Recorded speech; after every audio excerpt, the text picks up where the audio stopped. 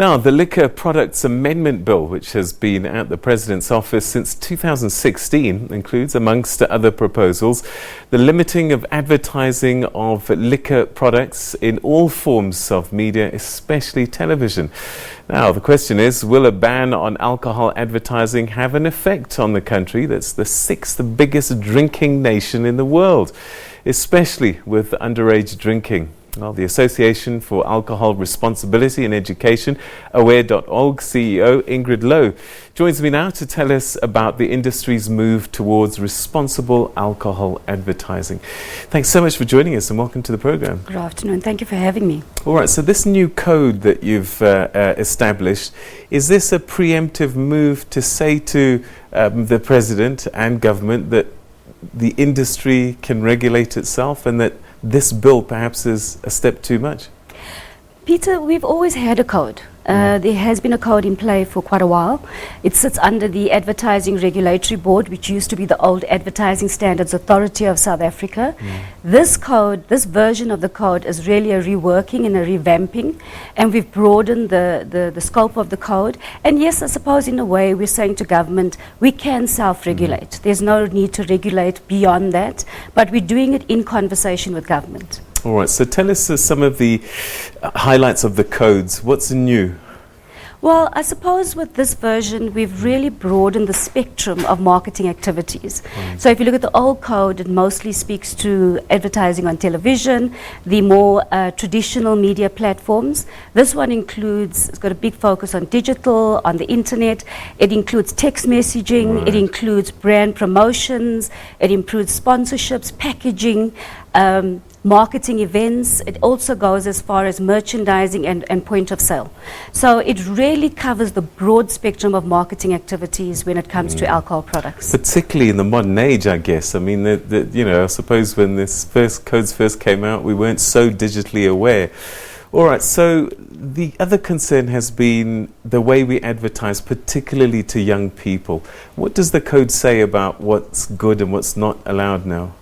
It's clear and it's unambiguous. We're saying that we do not market to young people.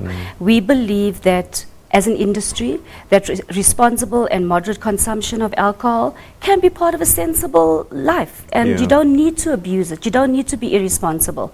We don't promote irresponsible alcohol consumption. We don't promote excessive drinking. And most importantly, we do not promote the marketing of alcohol products to underage children. All right, and also the use of celebrities, that's been something that's been used over time. What's the position now? It's a conversation we're having with government. I'm being very honest about that. You know, government is clear they don't like the use of celebrities because it does have the youth appeal. It's something that we're considering. We're a lot more cognizant of how we do it.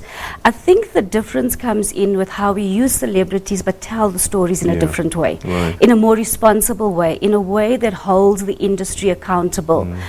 We want to have high standards, high ethics when it comes to marketing.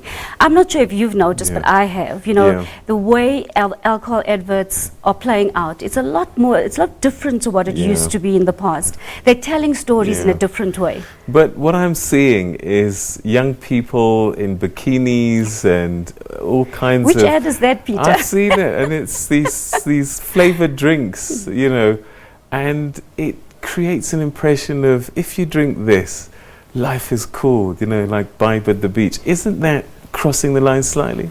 Yes, I mean, look, we've said, let's not make it a tick box approach. When we start the creative process, let's ensure that we are considering, does this appeal to the youth? And that is why it was important for us to bring our business partners along. The code really not only talks to advertising, it talks to the marketing, the strategic thinking, the strategic ideas behind the marketing of alcohol products. Then you get the creative part of it. Then you get the media owners who place the ads. So, you know, where are you placing it? There's restrictions around that. What is the audience type? You know, there's a 70-30 split.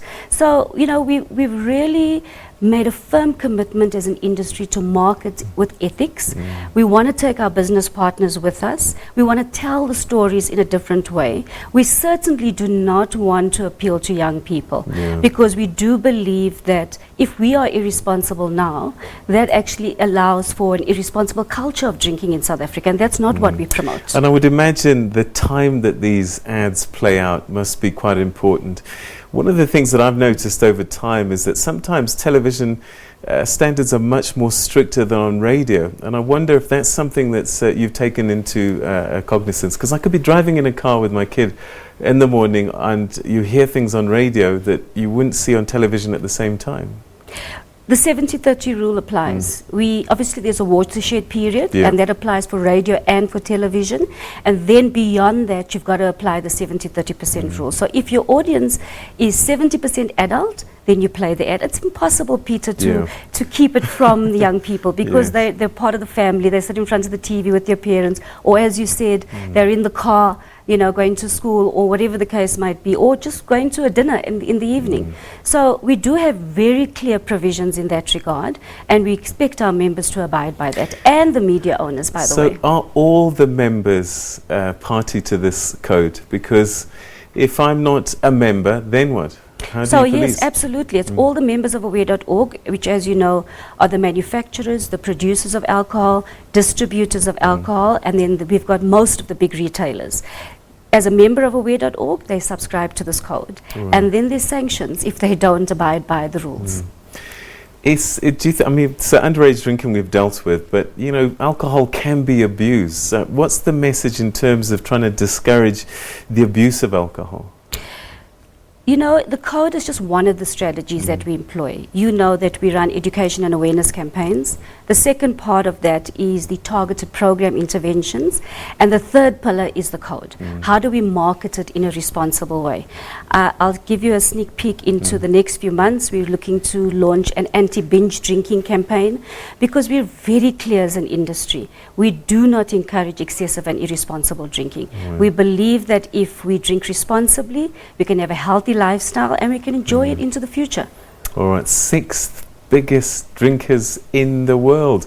That must be a concern. What's more of a concern, Peter, is that even though we're the 6th biggest drinking nation in the world, only 30% of South Africans consume alcohol. Wow. Now, if you look at that 30%, that's the minority.